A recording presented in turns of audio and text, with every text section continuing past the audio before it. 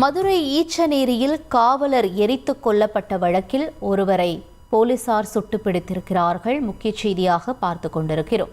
கூடுதல் விவரங்களை செய்தியாளர் ஜெகநாத் வழங்க கேட்கலாம். ஜெகநாத், வணக்கம். இந்த கைதி தரப்பிலிருந்து என்ன வாக்குமூலம் பெறப்பட்டிருக்கு, விவரங்கள் என்ன? வணக்கம். மதுரையில் சில நாட்களுக்கு முன்பு மலையரசன் என்ற காவலர் எரித்துக் கொலை செய்யப்பட்டார்.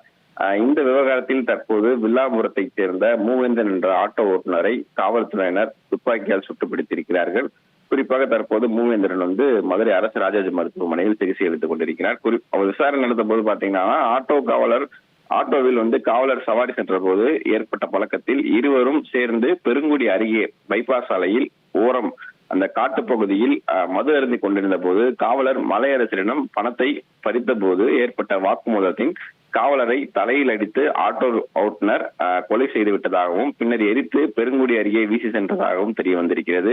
இந்த நிலையில் ஆட்டோ ஓட்டுநர் மூவேந்தரை கைது செய்ய முயன்ற போது சார்பு ஆய்வாளர் மாரிக்கண்ணன் என்பவரை கையில் வெட்டி தப்பி ஓட முயன்ற போது காவல்துறையினர் அவரை துப்பாக்கியால் சுட்டு பிடிக்க வேண்டிய சூழ்நிலை உருவாகி இருக்கிறது.